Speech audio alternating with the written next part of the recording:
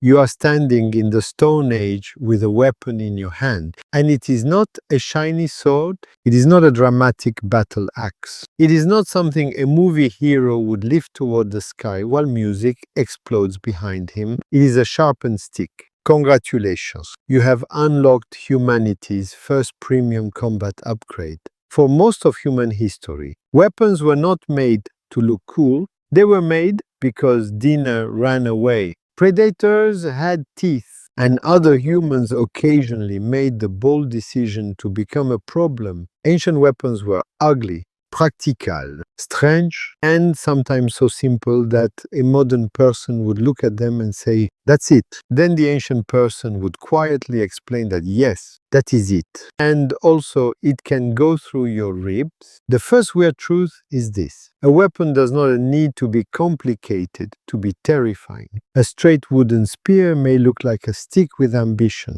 but in the hands of a patient hunter, it changes everything. At Schöningen in Germany, archaeologists discovered wooden spears roughly 300 years old. These are among the oldest complete hunting weapons ever found. Plain English, humans or close human relatives were making carefully shaped wooden weapons before your species had invented agriculture. Cities, Monet, or complaining about bad Wi-Fi. The Schöningen spears were not random branches. They were balanced. They were shaped. They were made from wood with attention to weight and form. Some researchers have compared them to modern javelins because they show aerodynamic planning. That means the maker understood, without equations or physics homework, that a spear flies better when the shape is right. This is both impressive and insulting. You spent years in school learning science. Your ancestor looked at a tree and invented a long-distance meat argument. A spear is weird because it turns the human body into something it is not.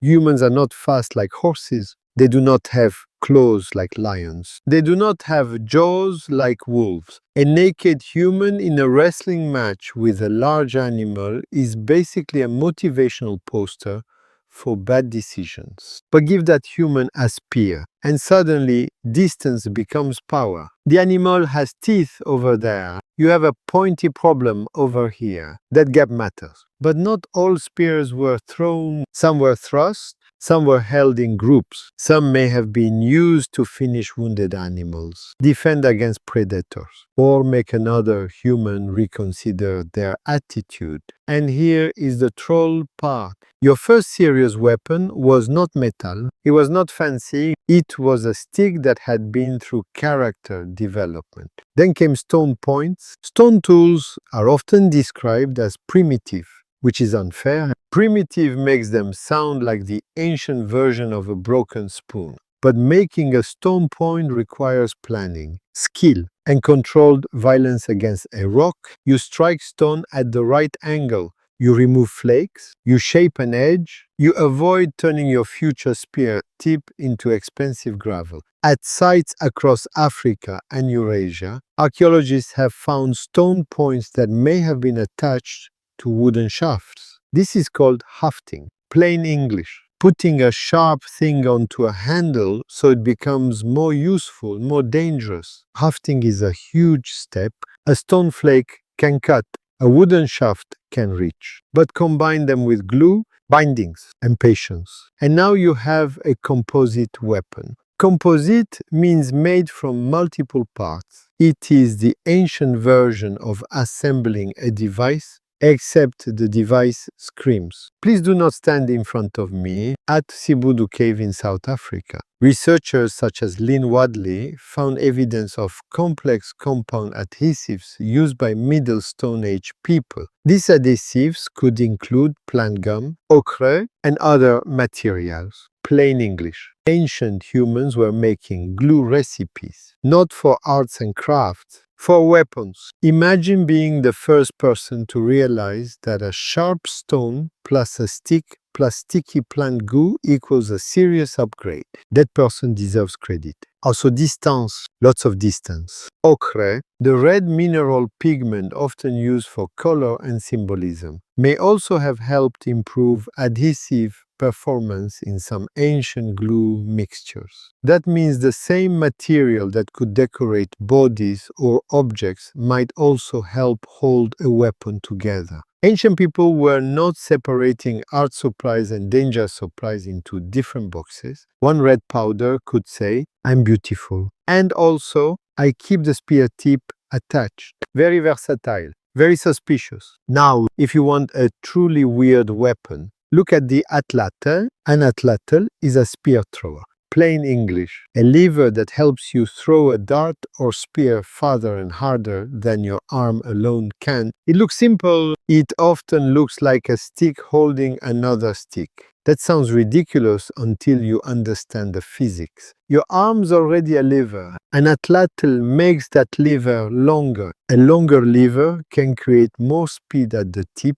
More speed means more force. More force means the animal has a very bad afternoon. The Atlatl is ancient engineering disguised as a wooden cheat code. Archaeological evidence for spear throwers is especially visible in the Upper Paleolithic of Europe, with decorated examples made from bone or antler. One famous type includes carved hooks shaped like animals, because apparently ancient people could not just make a murder lever, they had to make it stylish. Imagine being a reindeer and getting hit by a dart launched from a tool carved like another animal. That is not just hunting. That is being defeated by prehistoric branding. The bow and arrow came later in many regions, and it may feel more familiar to modern viewers. But early bow technology was also strange and brilliant. A bow stores energy. You pull it back,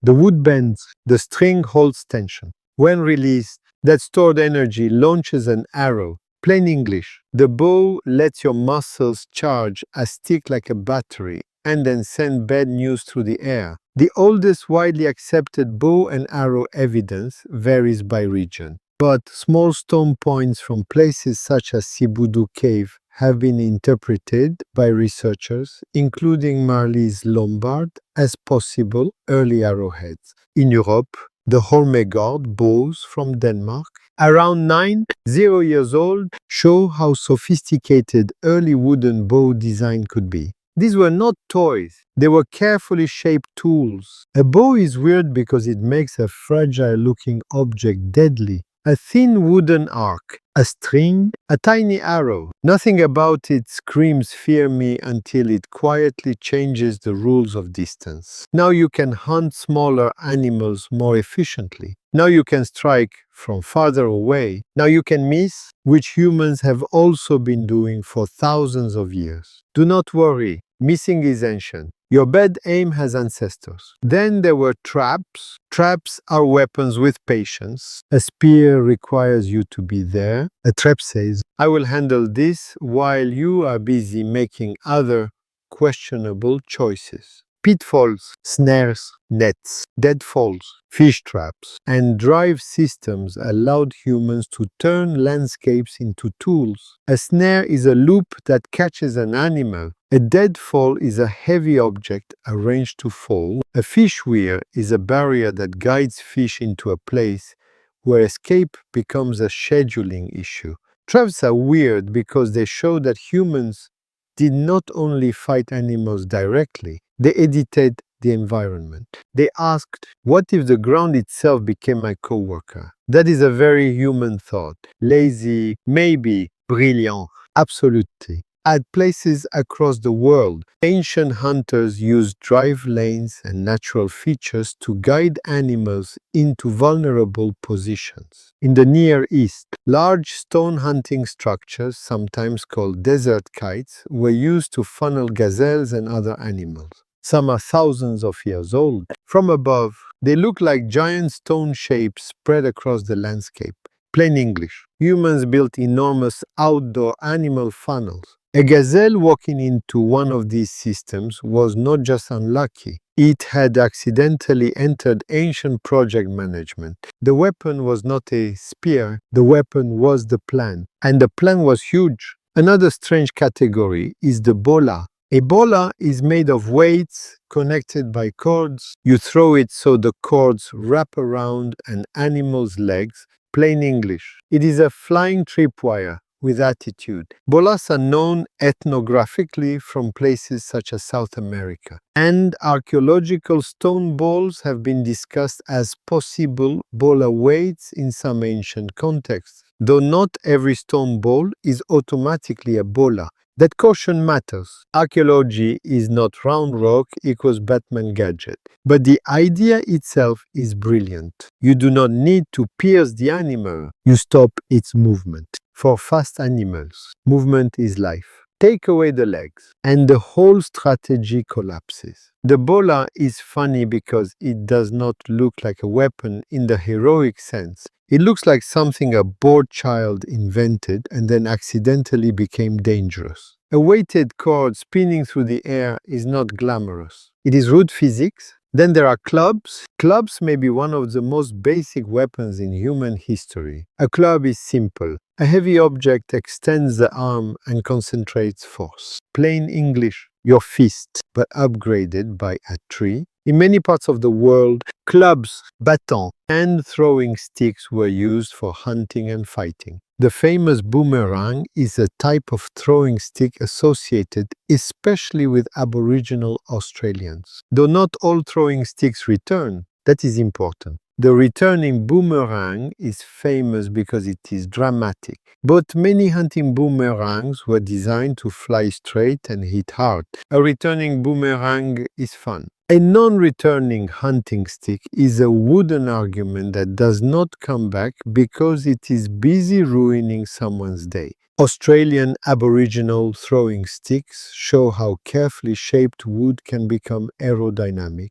Again, no metal, no factory, no modern math on paper, just generations of testing, failure, correction, and probably many moments of someone saying, "Stand back, I changed the curve." This is the hidden genius of weird ancient weapons. They were not random. They were experiments. A point breaks, change the stone. A shaft bends, change the wood. A glue fails, change the recipe. A dart flies badly, change the balance. A trap misses, move the line. Your ancestors were not primitive idiots hitting things with rocks because cartoons told them to. They were engineers working with bone. Wood, stone, fiber, resin, sinew, and time. Sinew means tough connective tissue from animals. Plain English, the strong stringy stuff that helps muscles attach to bones. Dry it, twist it, and it can become cordage or binding. Animal tendons becoming weapon parts is the kind of fact that makes modern hardware stores look emotionally fragile. Need rope? Use tendon. Need glue? Use tree resin. Need a blade? Negotiate with stone. Need a handle? Introduce yourself to a branch. Everything was material. Everything had a second life. Even bones could become points, harpoons, avels, or barbed weapons. Barbs are backward-facing points that make a weapon harder to pull out. Plain English. The weapon goes in more politely than it comes out. Bone harpoons and barbed points are known from later prehistoric contexts and were especially useful for fishing and aquatic hunting. A smooth spear may slip out. A barbed point says, "No, we are staying in this relationship." Terrible socially, effective mechanically. Fishing weapons are some of the strangest because water changes everything. A fish is slippery. Water bends light. Objects look like they are in one place when they are slightly somewhere else. So spearing fish requires correction. The fish you see is not exactly where your eyes think it is. Your ancestor had to learn this, not from a physics lecture,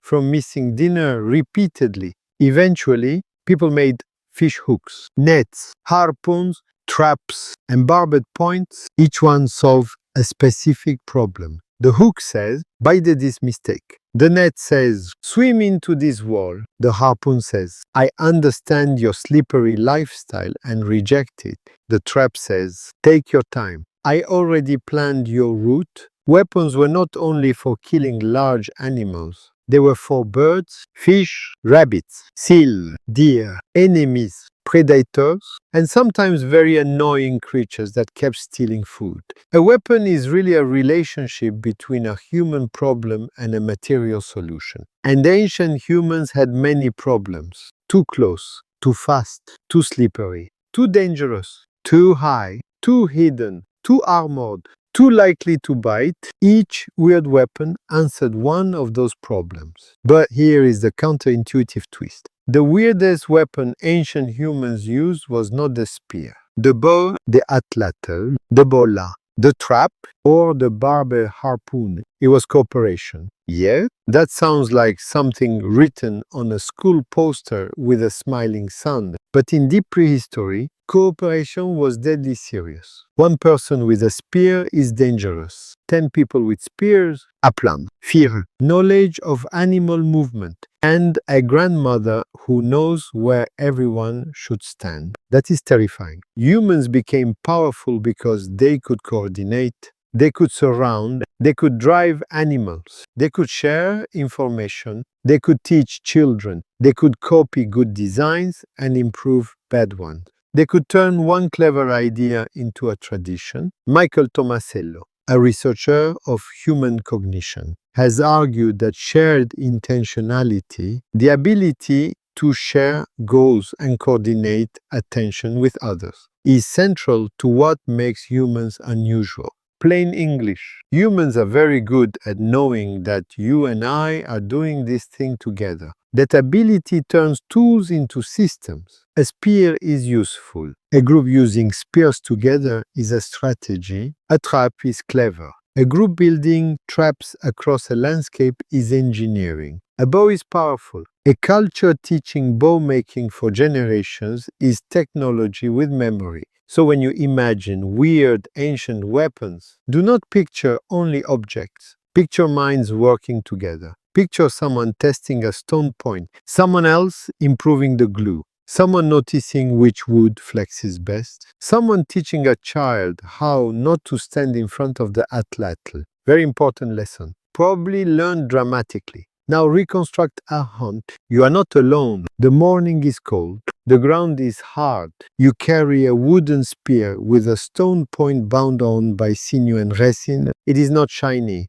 It does not look legendary. It looks handmade because it is beside you. Another hunter carries darts and a spear thrower. Someone else has a club. Another person watches tracks. An older hunter quietly points to the wind direction because smell travels. And animals are rude enough to have noses. Ahead, deer move through open ground. Nobody charges in screaming. That is how you become a cautionary tale. Instead, people spread out. They wait. They angle their bodies. They use the landscape. A shout.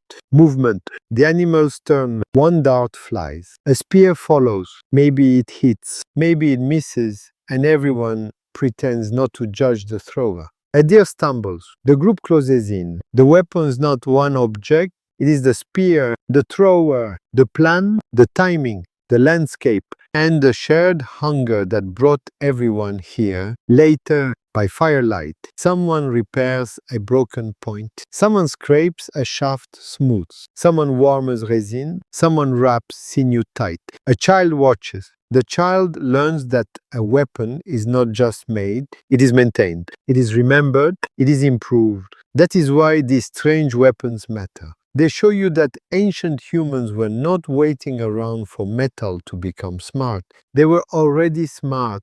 They were already solving physics with wood, chemistry with glue, aerodynamics with throwing sticks, engineering with traps, social coordination with hands. They turned the planet into a workshop long before anyone invented the word workshop. And the weirdness is the point. A sharpened stick, a rock glued to a branch, a carved spear thrower, a flying cord with weights, a fish trap made from sticks, a bone point with backward teeth, a throwing stick that does not care about your dignity. These are not childish tools. They are survival technologies. They are proof that the human superpower was never claws or fangs. It was looking at a problem and thinking, I can make something worse for that. So the next time a movie shows ancient humans as simple people waving random sticks, remember the real story. Those sticks were balanced. Those stones were shaped.